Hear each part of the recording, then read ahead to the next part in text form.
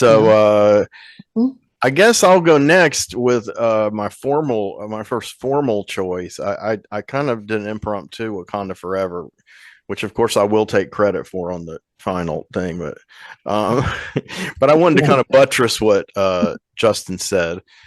He had not seen it yet, and I'm trying to like Yeah. force him to see it. I'll do it. Yeah. I All right. Report back to us when think you. it's on Disney Plus, so I can see it actually. All right. I've got Disney Plus. Yeah. Superb. So the first one I'm going to cover, I think, is I'm going to go ahead and get the one that uh, I can't speak for everyone on the podcast, but I probably Chuck, but I know Bill and Kalen were wanting me to do this movie for a long time because of its sheer outrageous notoriety. And I have a little story attached to it. I'll try to keep as brief as I can do.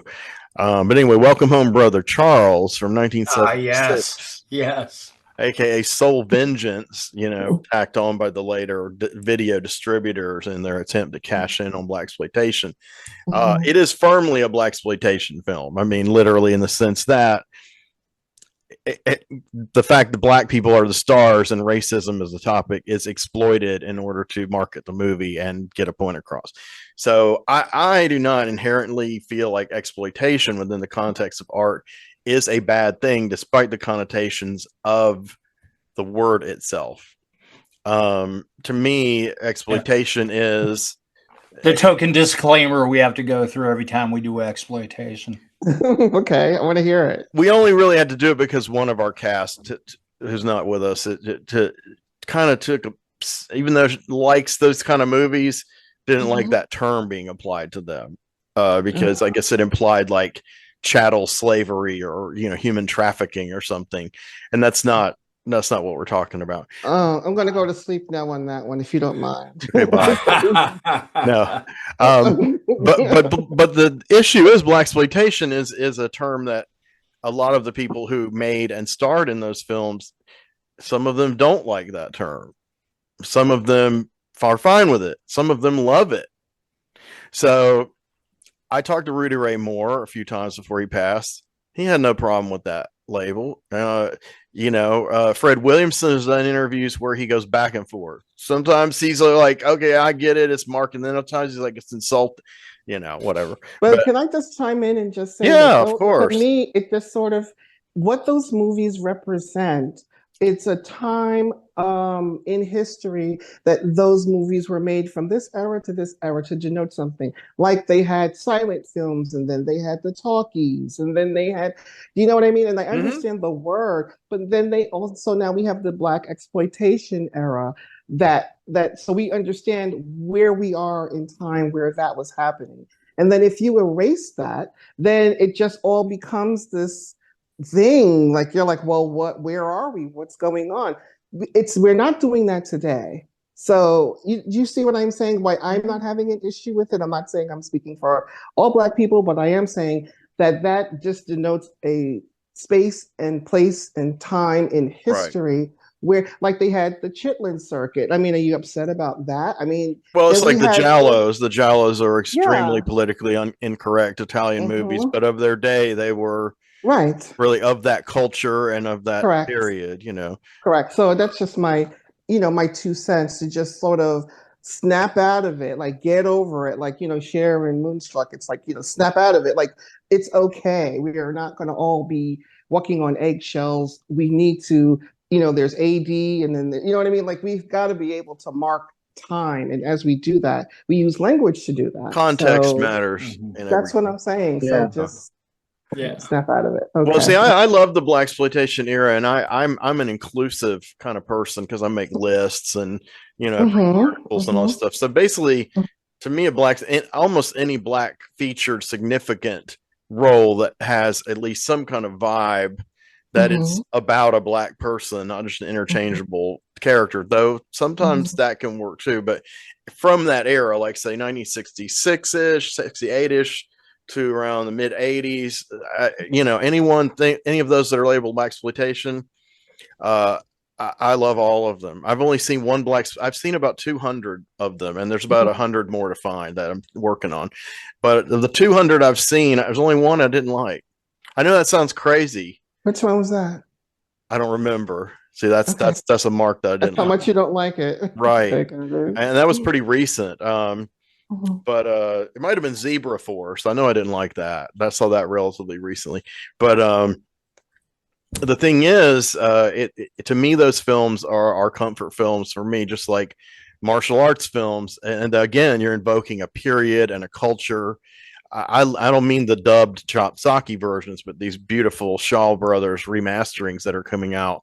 I got the big Shaw scope box. I can watch those all day and have one after the other.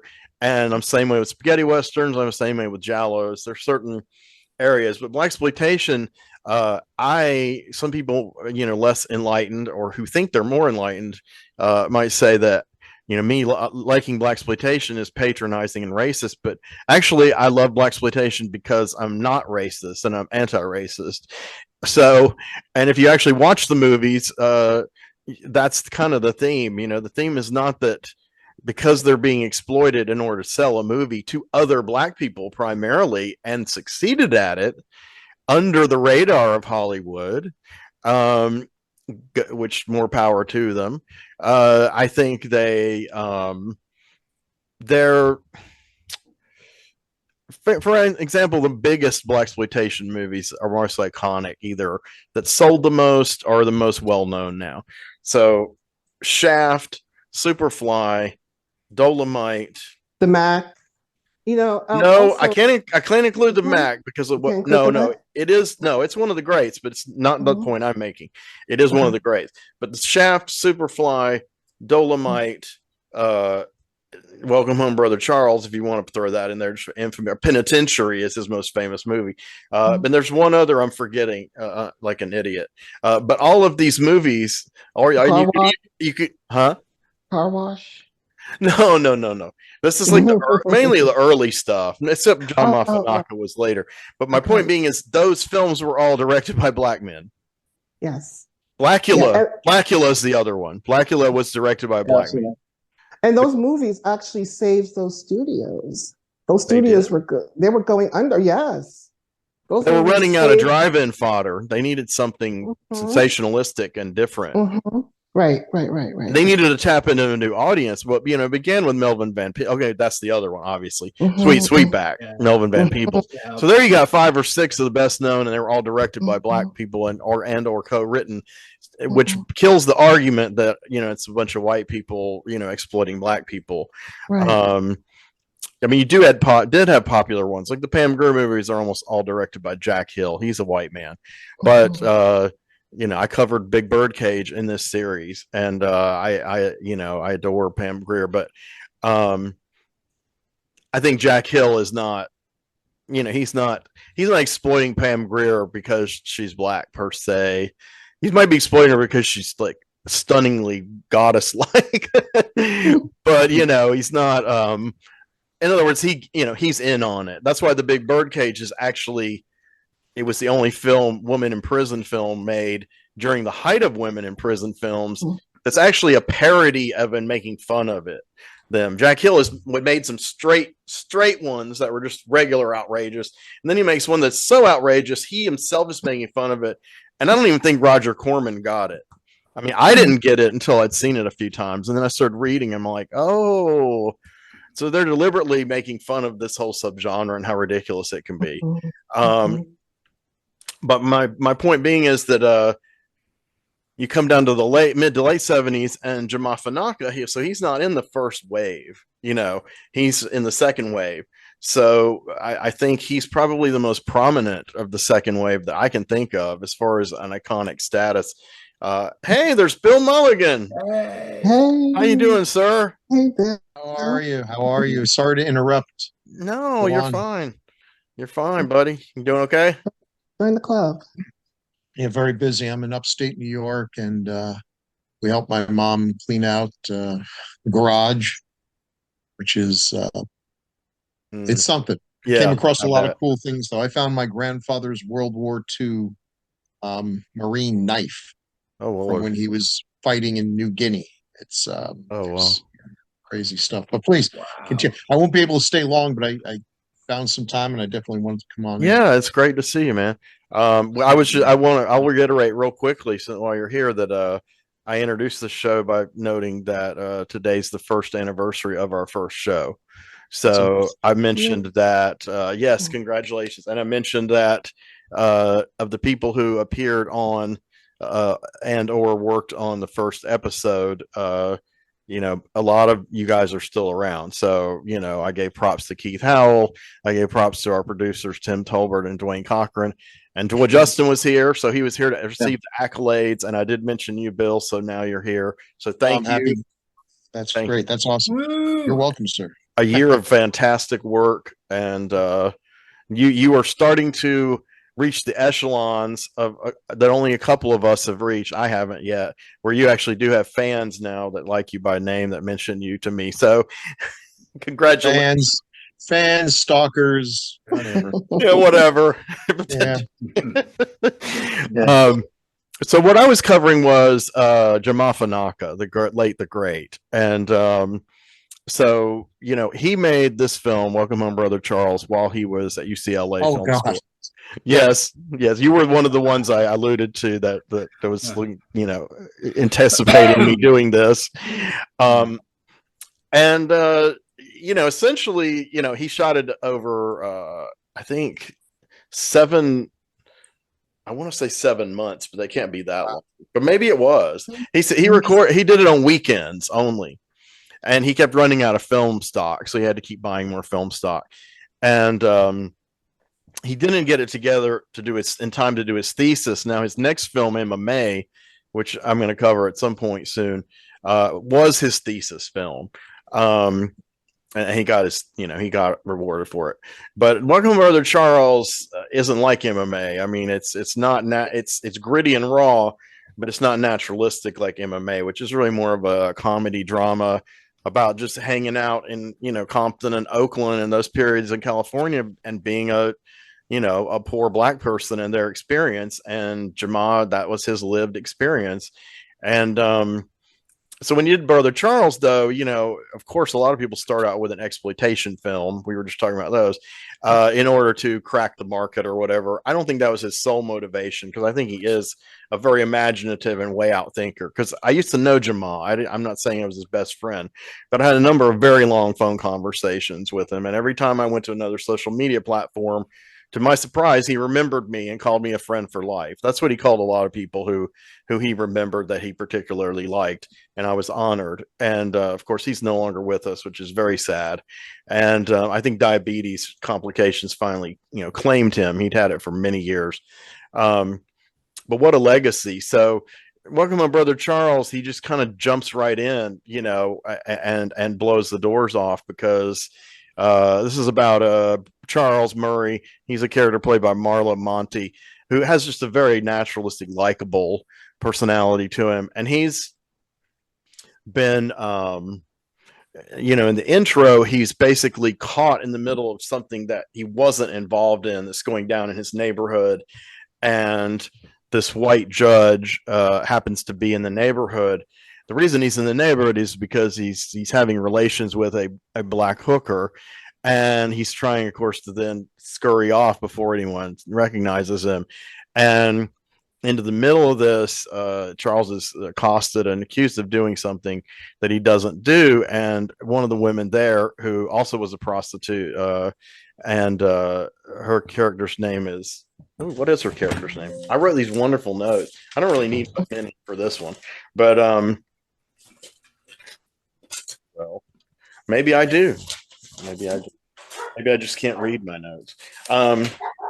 Yeah, I think I want to say Retha is the name of her character, but that might be the name of the actress. I might be getting mixed up. But in any case, she tries to plead his case, and they won't listen. And so in come these two cops, white cops, of course. And it's kind of like good cop, bad cop. So bad cop, a good cop is you know, played by Stan Camber, who's in a few of Jamal's films, and he's a character actor. You would know his face, but he's the good cop, and he's kind of just standing around and kind of enabling the bad cop. And that character is one of the most loathsome characters ever committed to celluloid. And he symbolizes everything that's wrong with cops, with white people, with toxic masculinity. I mean, he's got it all. You know, you name it, he's got a negative character trait. And so he decides he's going to mess around with Charles. He's not just going to handcuff him, which he shouldn't be doing, but that's nothing new, right? But he also decides he's going to torture him. Like, he punches him a few times, and then he's like, you know, basically, I'm to the good cop character. He's basically like, I'm going to keep going on this boy, you know. And the other guy's like, okay. So the guy has like a shred of a conscience, but he's, like I said, he's the enabler. So he like goes outside of the car and like stands in the alleyway and smokes while his partner goes to town on Charles. And he decides that Charles, you know, there's the stereotype that all black men are incredibly well endowed sexually. And so he is really? that's the stereotype. And he is going to, well, of course he's going to find out, because he's going to eliminate his manhood. And so he takes out a razor blade, and Charles screams. You don't really see what happens. He doesn't sever his penis completely. With that much becomes clear in further exposition.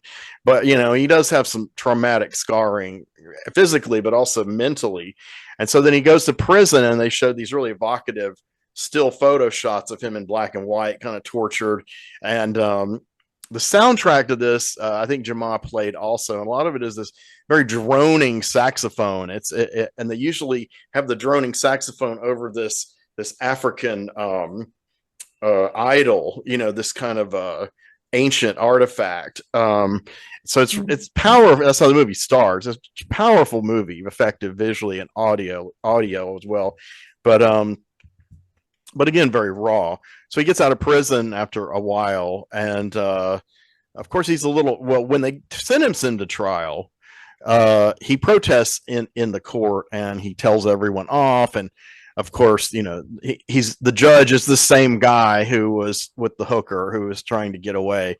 They're all in on it, you know. And one of the guys who's the prosecutor, you know, gets the cop who did this to him to testify. And of course the testimony is ridiculous, you know. And, you know, the prosecutor, though, to add insult to injury, is like, before we go on with further testimony, I'd like to thank you, officer, for your incredible work and duty and diligence in the community. People like you are amazing. And I'm like, okay, dude, you know. And so Charles kind of loses it, and he's like, he tried to take my manhood, motherfucker, you know. And so they put him in prison, goes through that, comes out of prison, and he goes and hooks up with some friends in his old neighborhood, and he's really trying to stay on the down low, trying to find a job, trying to, you know, stay out of trouble. Yeah, but he really has no money. He's kind of dependent on the kindness of friends and strangers. And one of them is the young lady who took up for him before he went to prison, who was a prostitute. And she like buys him drinks, and they start talking, and they hit it off really well. And in no time at all, there's kind of like a romance going on there. But he feels very inadequate because he doesn't have any income. I know how that is, but it's really bad though when you have a girlfriend who's supporting you. I haven't had that happen with no income, but I've come close. But yeah, but worse than that, supporting him by turning tricks, and he's trying to tell her, don't do that, get a regular job, you don't need to do this anymore, baby. So she kind of gets some paltry part-time job, and so there's always the money situation. So it's totally realistic, you know. A lot of it is about black manhood, you know, and the fact that the system has stripped everything from this guy all the way down to his literal manhood. So it's like an allegory, but it's also very literal. You know, it shows systematically the systematic racism and the police brutality and the inability to find employment and all this kind of stuff. And so he has this terrible kind of complex. So he's kind of a mess, you know, and the doctor tells him that he goes to a physical doctor, and the doctor tells him, you know, I really can't really do anything with what's happened. You seem like you're healing okay, you know. He's like, I can recommend you to a therapist. And he's like, you think this is all in my head? And he's like, no, I'm not saying that. And of course, the doctor's white, the therapist is white, but essentially they are on the right track. I mean, it's really my theory, and based on what I've talked to Jamal about this movie a lot, it's his favorite movie of the movies he made at least till 2000 something was the last time I talked to him on the phone. And basically he has all that pent up resentment and anger and hate and feelings of injustice, being wronged. And so since they took it to the extreme to take his manhood, by aiming his penis, all of this angst somehow pseudo-scientifically, magically, supernaturally, I don't know if you call it science fiction or supernatural, mutates for the trauma, but his penis becomes prehensile and becomes extremely long. And he decides it's definitely he's mutated, I would say. The trauma maybe triggers his X gene, his X-Men terminology, because he also gains the ability to hypnotize white women, which again, we're subverting it. He was never interested in white women, but they're useful in his quest for revenge because they're married to the men that he's going to avenge himself on with his prehensile Excuse penis. me, every white man's nightmare come to life. He is, and that's what's incredible because and I guess it depends on your worldview. If you were a racist cracker and you saw this movie, you'd be like, well, yeah, it is a horror movie. I'm like, yeah, because he kills people. No, it's a horror movie because he's a monster. And I'm like, I don't know. I think he's the hero, but what do I know? Maybe I'm weird. Look, this is 99.9% of beat off material for white guys, by the way. I'm just letting you know, just as an aside. So whatever. I appreciate the insight. I'm muting now. I'm glad I'm in the 1% that's not in that. Whatever. Okay. What a relief. So Charles, he targets the judge. He targets, this other, the cop who originally arrested him. He targets the lawyer. And in each case, he mesmerizes the wife and basically chokes the men to death on his penis. And just think about that for a minute. Let it settle in there. And so, well, I've choked to death a couple of times, so this is nothing new. I'm just saying. Oh my god, this whole thing is so bizarre. Okay, it is bizarre, but yeah, thank you for your lived experience, Briggy. My shared experience as a black woman. The perils of big black dick. Oh my god. Okay. Okay. Speaking your truth. Not inappropriate for this topic. Okay? This is my truth. Now we're on comfort films. We might want to dial it back a little. Oh, I'm so sorry. Okay. But I told you I had energy tonight, but okay. Unless your comfort film is like Devil and Miss Jones, which is one of mine, but I didn't want to do it on the show. You have to edit that part out. Just beep it out. Okay. Nope, we're on a roll. Everybody's on all four cylinders. There's no editing so far. When I start fucking up, then I'll definitely edit me out. That's what I usually do. I don't edit y'all. I always edit myself.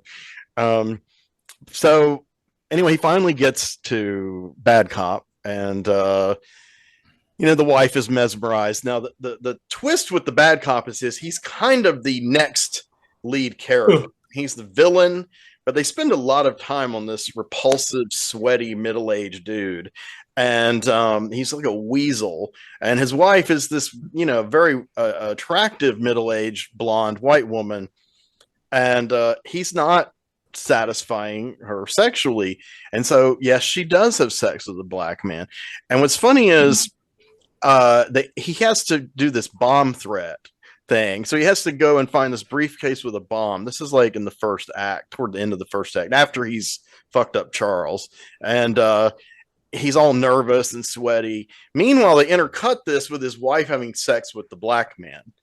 And so literally like the near explosion starts, it almost is about to explode. And then she has an orgasm.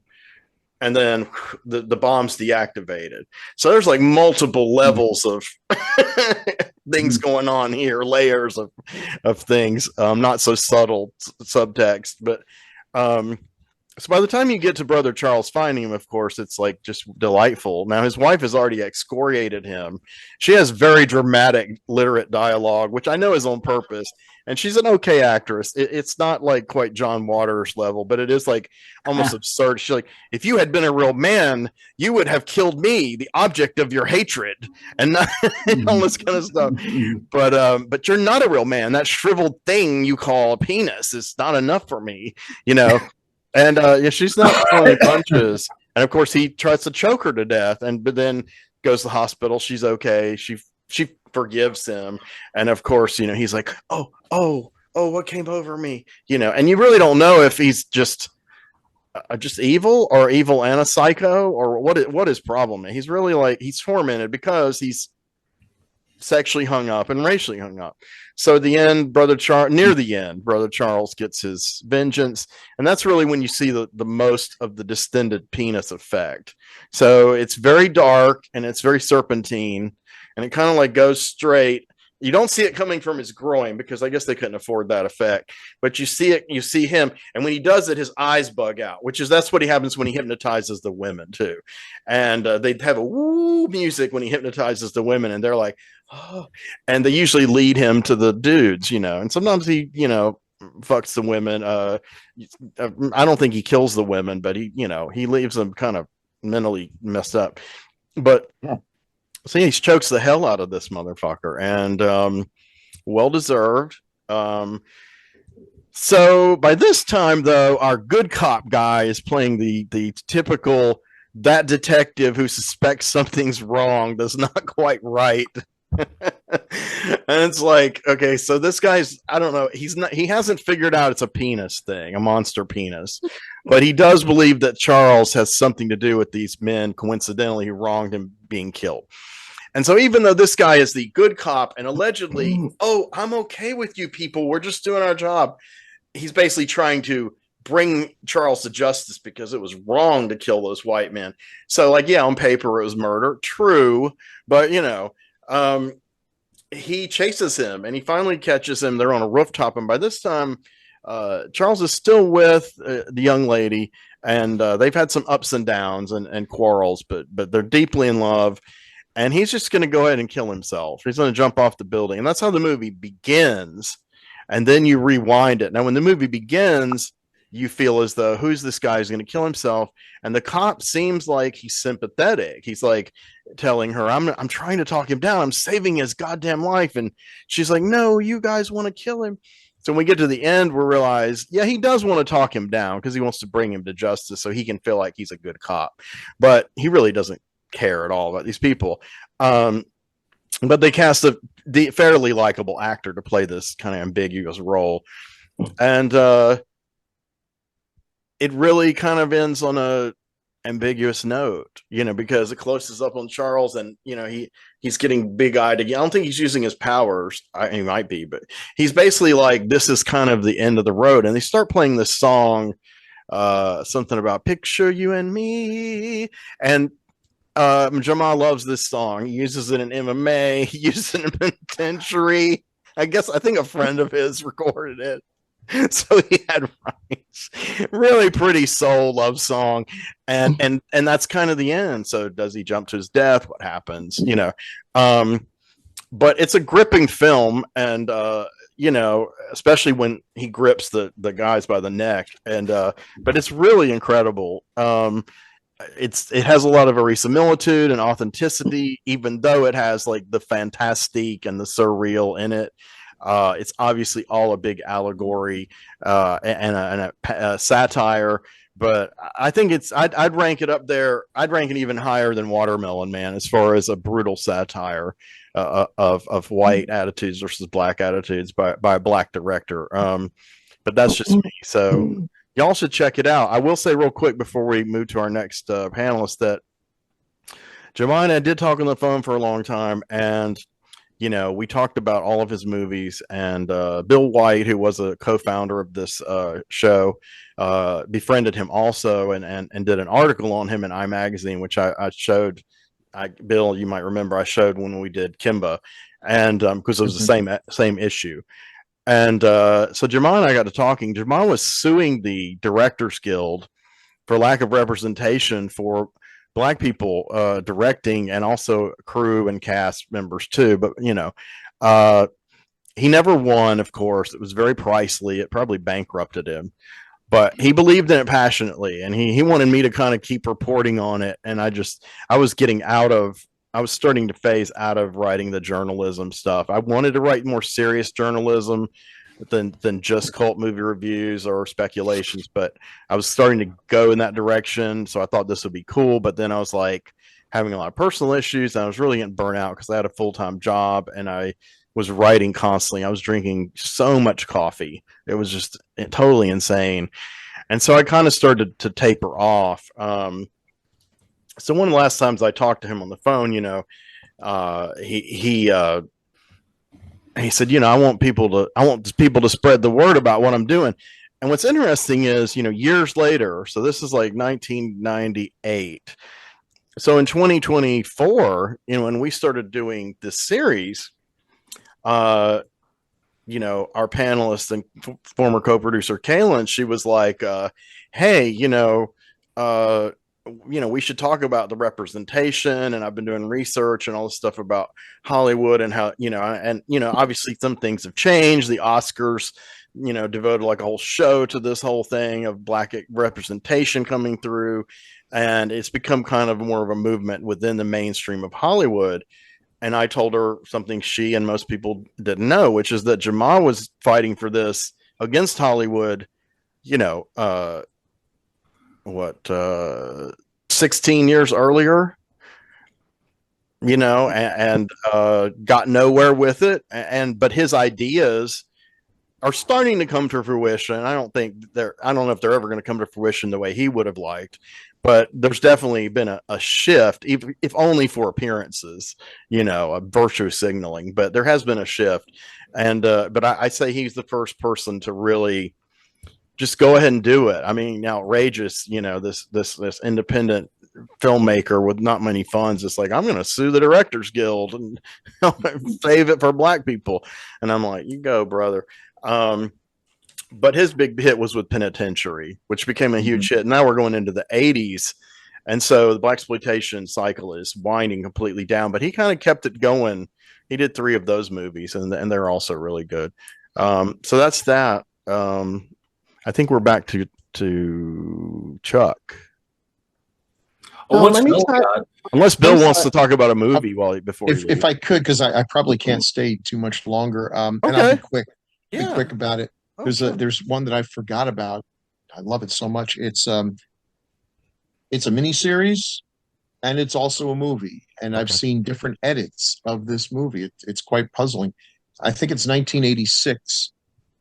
I'm a big fan of history. I love history as much as I love science. And one of my favorite characters from history is Shaka, who pretty much founded the Zulu tribe and made it into just a huge part of Africa during his reign. It's a fascinating story. It's a story that is so fascinating, it doesn't seem real. And so it was perfect to make into a series, and they did. It was called Shaka Zulu. It was filmed in South Africa in 1986. This is during apartheid and during the economic boycotts. So there was some controversy about the fact that this film was even made. Sure. There are ways of getting around the boycotts and how much, I don't know. The result is fascinating. Now, just to give a little history, Shaka was the illegitimate son of a tribal leader. His father pretty much ignored him. The name Shaka was actually an insult, that he said that he believed his mother was not pregnant, but she was suffering from an intestinal worm, which they called Shaka. So that's what they named the kid. What the fuck? He had a horrifying childhood. He was ostracized. His family was cast out. His grandmother died of starvation. And this all came back to bite everyone on the ass, because he grew up to be a pretty strong, obviously extremely intelligent, and man could hold a grudge. He should be an honorary Irishman or Korean, because this guy was not going to let it go. And he came back. They gave him a small group of people, is just one of those military geniuses who back then the battles that were fought were basically just people throwing spears at each other. It was very ritualistic. Hardly anyone got hurt. This was not what Shaka was going for. He took the spear, broke it in half. This is about the time that steel making was becoming big in Africa, made the blade almost about half the size of the stick. This was a thrusting spear now, a close-up weapon, not a weapon from far away. If you're going to kill someone with this, you got to be up close and personal. Gave them a large shield of zebra hide. You would run up to the person. I see I'm frozen again. This has been happening a lot. I'm not a ventriloquist. I'm moving my arms like crazy. Illustrating. It's okay. We are kind of sort of a podcast still, so it's still fitting. Yeah. So you go up to the person, you hit them with your shield, exposing them, thrust your CG, the spear, into their abdomen, and then move on to the next guy. It was a battle of annihilation, and he annihilated all the armies that went against him, despite the fact that they were bigger, because his second great innovation was the same one that Hannibal used against the Romans at Cannae. You don't have your best people up front the way most armies would. You have folks who are willing to fight, especially since they know cowardice will get them killed, but they are probably going to be driven back. And as the larger army drives back this smaller army, the center, it becomes concave. And that's when you take your fastest people, what they call the horns of the buffalo, to surround them. Now this larger army is surrounded by the smaller army, which actually makes the smaller army a larger army because the guys in the middle of this can't do anything. Only the guys on the outside can fight. And if a large circle is encircling a smaller circle, it's bigger. Mm-hmm. So actually more of his men were fighting, and they simply killed everyone. It was amazing, and he was incredibly effective. Went back, got to his father's tribe and his half-brothers, all the people that made fun of him. They died in truly horrifying ways. Shaka wasn't messing around. Oh my gosh. And it's a great story. Now, many died. Shaka was justifiably so, I suppose. Shaka had issues, and many died. He was a despot. And like most people, once they get that power, it goes to their head, and lots of folks died not unnecessarily. When his mother died, he absolutely lost his mind and enforced starvation and mourning. It was like when the North Korean president dies. If you weren't crying enough, you got killed. Mm-hmm. And eventually this led to some of his in-laws deciding to take him out before he took them out, and he was assassinated. Oh my. It's a fascinating story. Now, this whole thing would have been great, but what elevates Shaka Zulu, the miniseries, into greatness was a little bit of casting. There's some good people in this. Trevor Howard, Christopher Lee, Robert Powell, just a really good international cast. And then there's Henry, and I may be mispronouncing his name. It's Cele. I thought it was Saleh, but I don't know. He did not make a lot of movies. He is probably best known to Americans from the movie The Ghost in the Darkness, where anyone who's watched that movie would be like, who is that incredible physical specimen who was killed by the lion way too soon? Because Henry Saleh was a goalkeeper in the soccer. And I just have to say, there are very few people, very few actors in history that have this man's charisma. Genuine acting chops, physically imposing. I mean, I don't think he had an ounce of body fat. It's like looking at Bruce Lee in his prime. Just, is there any body fat on this man? I think not. Skin tightly over muscles. Tall, good looking, better looking than the actual Shaka, but it's Hollywood. But more than just about anything, he had that thing that you either have or you don't. And it's why some actors who may not be the best actor in the film are the ones you can't take your eyes off of. They have something. I don't think it can be cultivated. Maybe it can be nourished, but I think it's something you're born with. It's a rare thing. And it's why, some of the best actors you'll ever find in Hollywood are serving you coffee at Starbucks. It's not a meritocracy. But if you have that, there's a pretty good chance they're going to realize it and they're going to take advantage of it. Absolutely phenomenal performance. cannot take your eyes off him.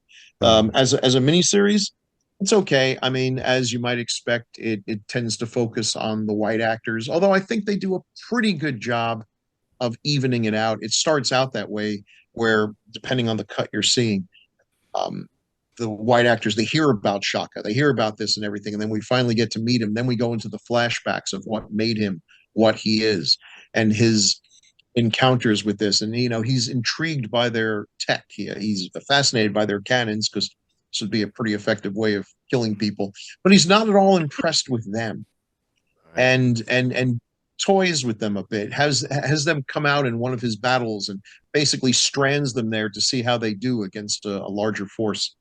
He's not at all impressed with Christianity. If it's so effective, then he figures these guys, hey, if it's that effective, then I'm going to send you out there without any guns. Let's see what happens. He's kind of got their number. It would have been interesting to see what would happen if Shaka had lived, because ultimately the Zulus were defeated by the British. But before they did that, and I just want to throw these two in there, if you're interested in the Zulus, the Zulu War, one of the most atrocious, ridiculous wars ever fought. That's saying something. But there's two great battles.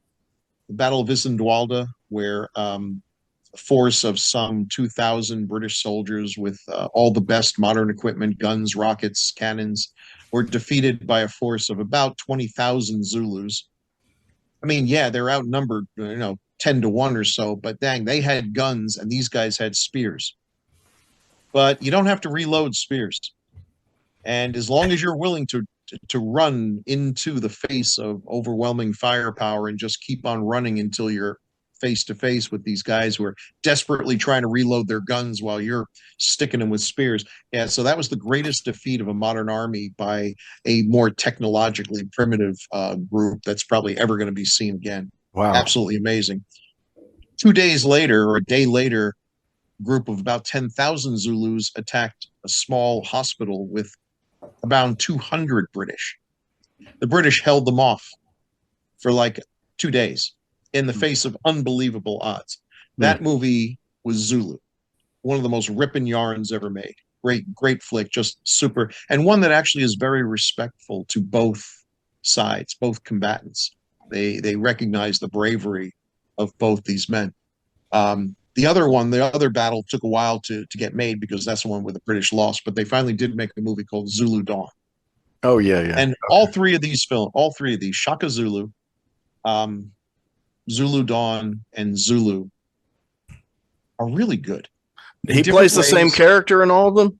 No, only in this one. Now, I will, in Shaka Zulu, do we have Henry Selick? Okay. He did, because this was such a success. It was such an overwhelming success internationally.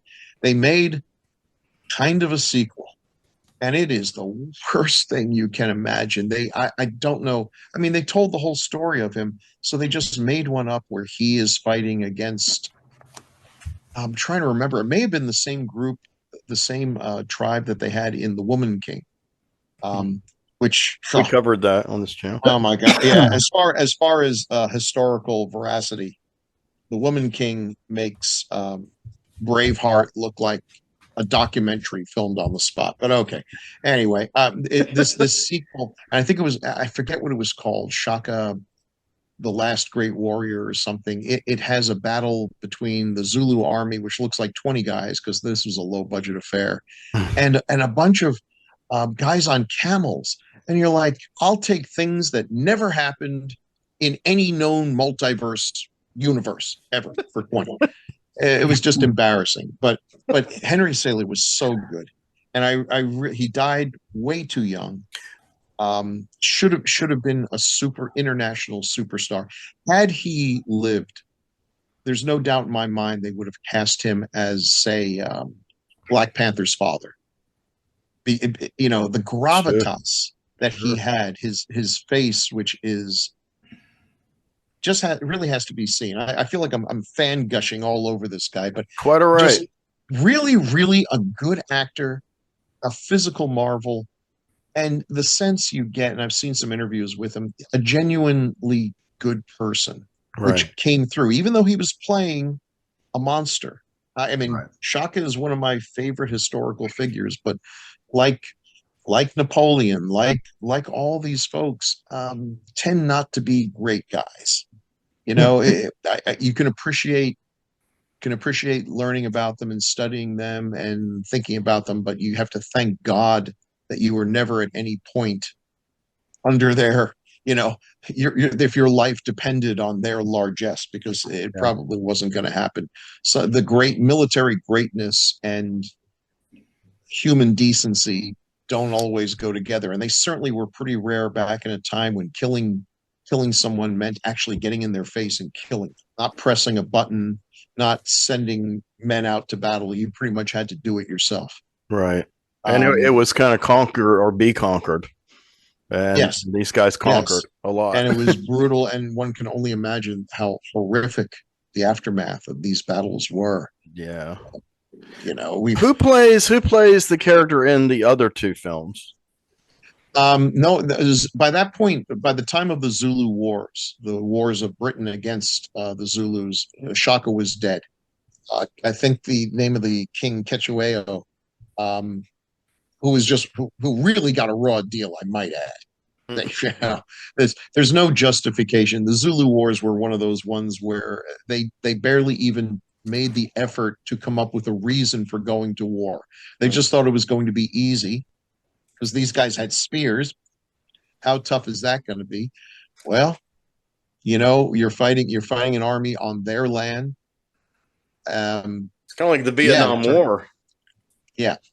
Now, in the end, they did figure out there is a way to defeat even the bravest of warriors who are fighting with hand weapons when you have guns, which is to form squares and just create a wall of firepower that no one can break through.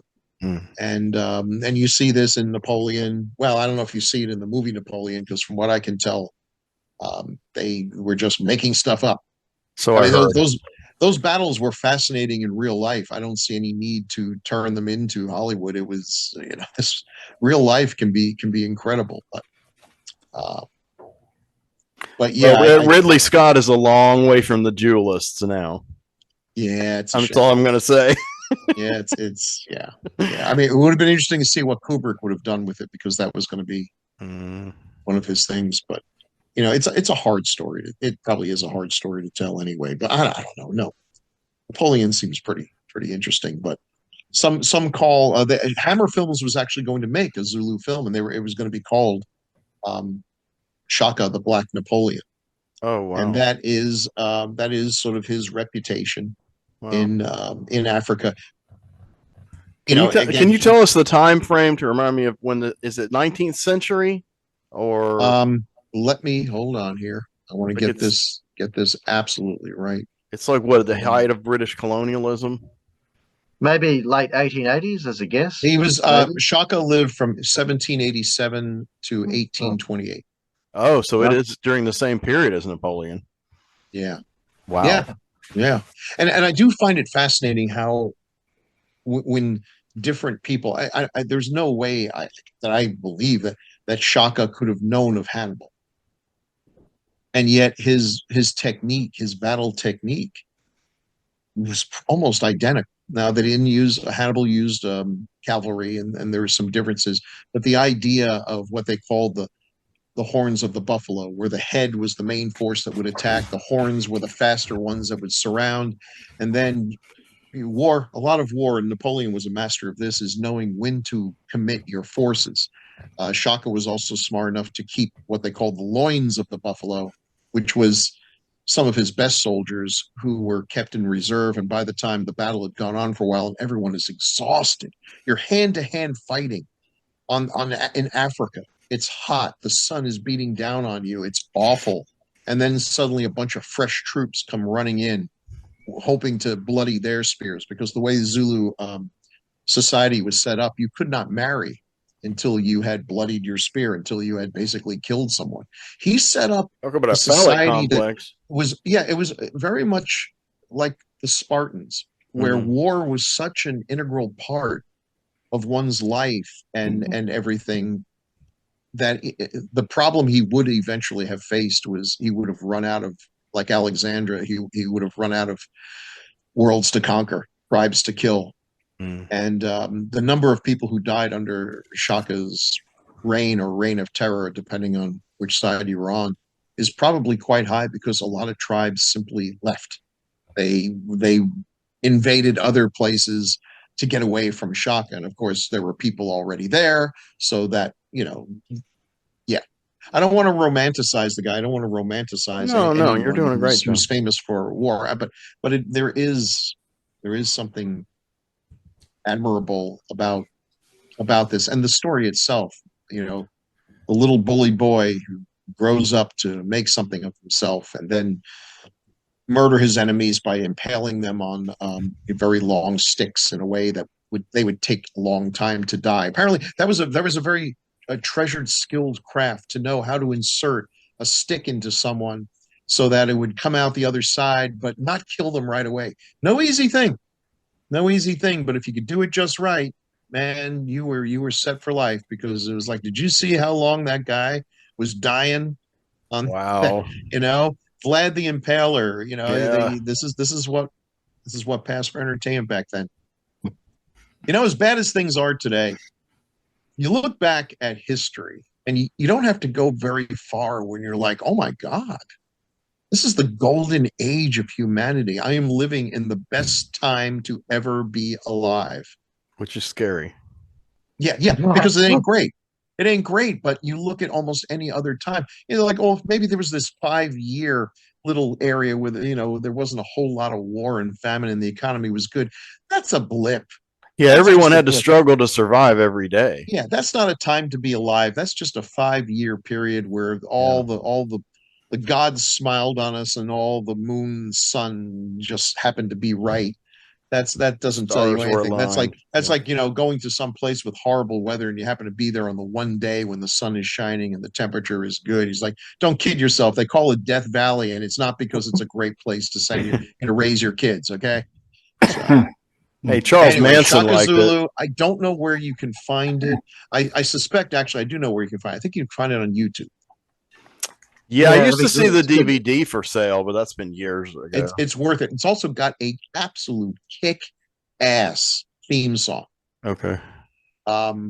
Just great. And there was a time when there were some South African musical artists that were really top-notch.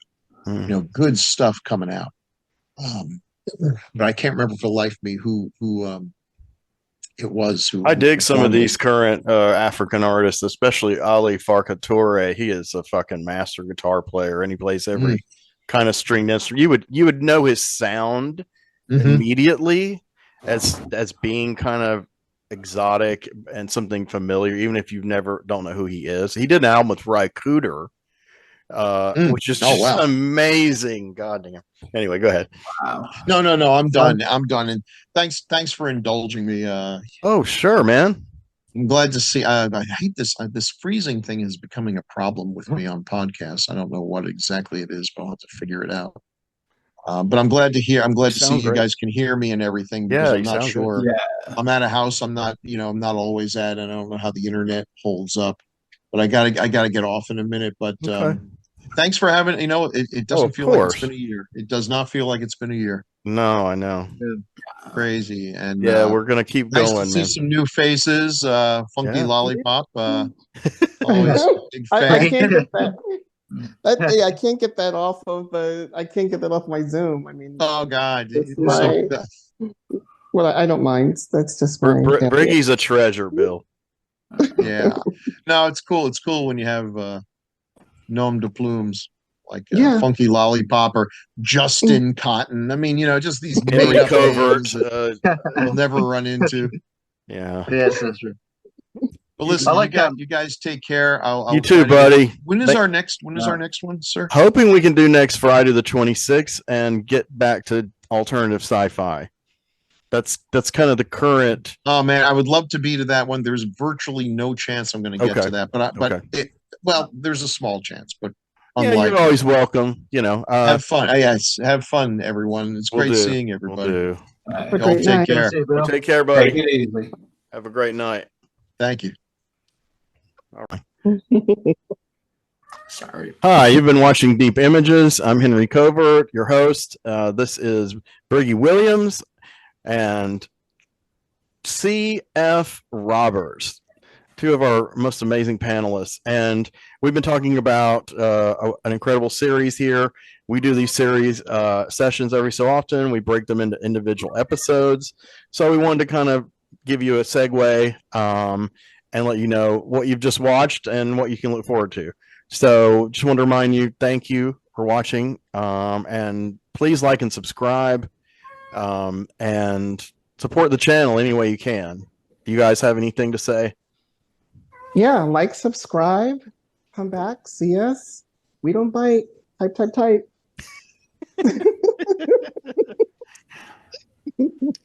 Do you like that? We like that. Let me tell you something. Leave some comments. Hell yeah. Leave something in chat. If you like us, talk to us. If you don't like us, talk to us. We want to hear from you. All right. Y'all have a good evening. Thanks for watching.